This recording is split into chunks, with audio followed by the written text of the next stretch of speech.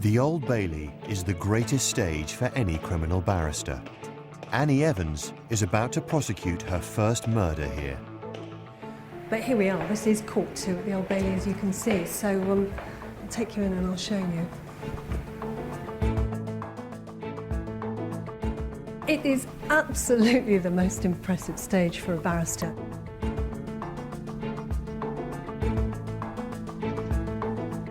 All the big trials that anyone can think about, IRA trials, terrorism trials, back in the 50s, trials where the person's life was in danger because capital punishment was still in existence.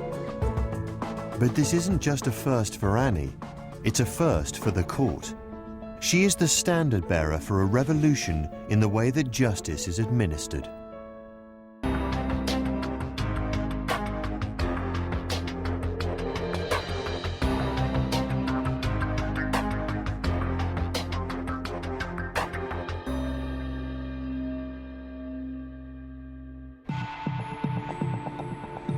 The murder victim in the Old Bailey case is Stephen Jeeves, a father of 6 who was stabbed in a shopping centre car park.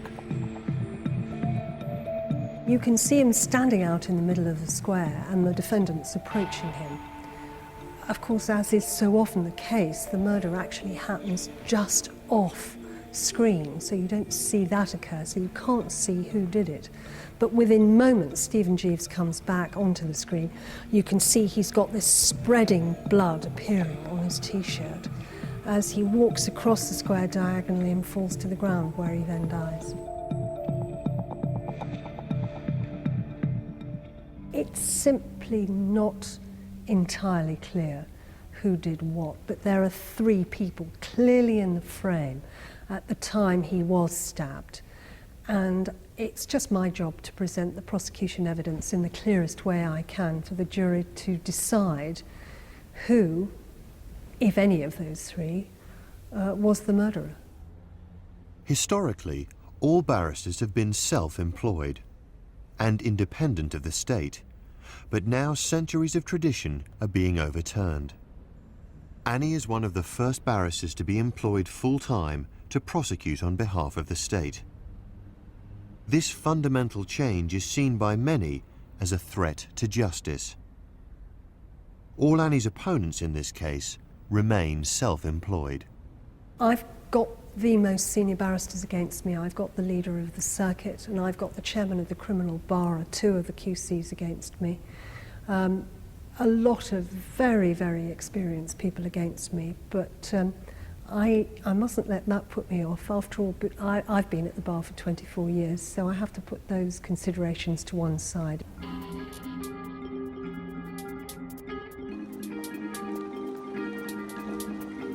The Crown Prosecution Service used to hire self-employed barristers to run all its cases. Now the CPS is employing its own barristers to look after 1/4 of all the work. So far in Birmingham, the CPS has recruited 6.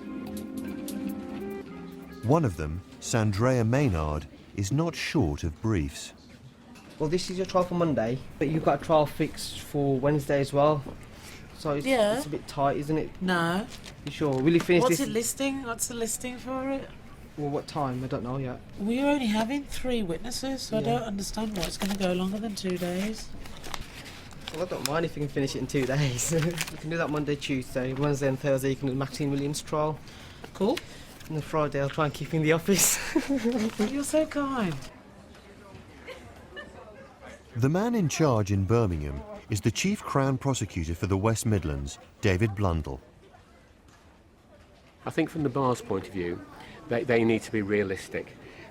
They need to recognise that the environment has changed. There's no good them worrying about the CPS being there. They are going to be there, and they're going to be there in increasing numbers, so they just need to work in a competitive environment as opposed to an environment where before it was just them and other barristers and nobody else got a look in. It's changed. They're going to have to get used to it. We won't employ them to do things that we can do just as well, cheaper and quicker. Ah! I'm loving this now. I've just spotted a name on here I can't do. Da, da, da, da, da, da, da. Oh, I'm going to love this. This is called Getting Rid of Work. I can't do this, gentlemen. Why? Ex-client. Who's he? I know him, and he's familiar. Okay, I'll get rid of it then. So yeah, sorry, I've just spotted the name. No, it's alright. It's not on purpose. I wish I could do that for all the rest, but I can't. So yeah, that one will have to go out. Yeah, no problem. Okay, that's. See, I'm down to 6 now. Comfortable with 6. We'll put a big line through that, shall we? The way in which the structure's changing, it seems that we're moving more towards, if I say this, an Americanised system of having a sort of district attorney and district defence office. Because now quite a lot of barristers are working in-house with solicitors firms, and CPS have made an active recruitment drive to bring in barristers from the independent sector to come and work for them in-house as well. So it's, I think I jumped ship at the right time.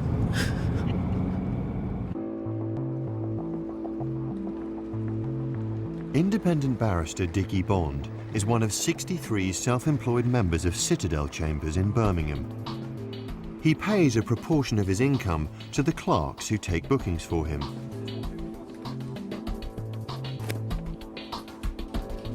Half of the work comes from solicitors to defend clients. The other half used to come from the Crown Prosecution Service. He's feeling the pinch. It's very worrying for every member of the independent bar, because in the old days, the Crown Prosecution Service invariably instructed the independent bar to undertake their cases. And don't forget, almost half the work available is prosecution work. So overnight, we've lost a huge amount of the available work to the independent bar. These are the 3 robbers coming in. Over here is the security guard. Dickie's still getting prosecution work. Today it's a gang accused of a string of robberies. He's meeting a detective to assess the evidence. And he fights this first robber. He's then joined by one of the robbers who takes over the violence. He did his best to stop these robbers taking stuff. Good for him. It's an excessive amount of violence used just to nick a few phones, really. And as you can see, he ends up on the ground. The robber won't leave it alone. He chose his warrant card because he's a special constable. Round the back at this moment in time, there's one of the robbers getting members of staff to help them unroll a duvet cover, which they were going to use to take the mobile phones away. They don't actually put any of the property in there because words of warning are being shouted from the front. And there they are, leaving empty-handed.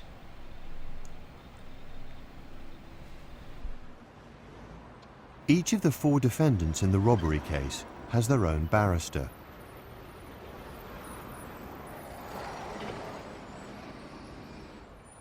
They assemble in the private robing room at Birmingham Crown Court, ready to do battle.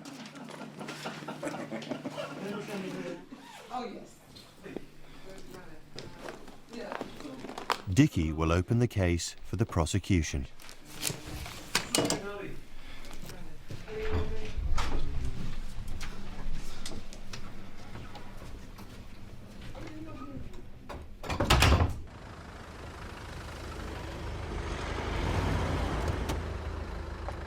Annie has been able to focus solely on the Old Bailey case for weeks. Will you ring the Old Bailey? Just to see if we've got any idea about whether we're going to get this caught or not. Along with her deputy, Peter Shaw, she's had her diary cleared of other work. The CPS can do this because their barristers are paid a salary rather than by the case. Annie's earnings have dropped sharply since joining the CPS, but there are benefits.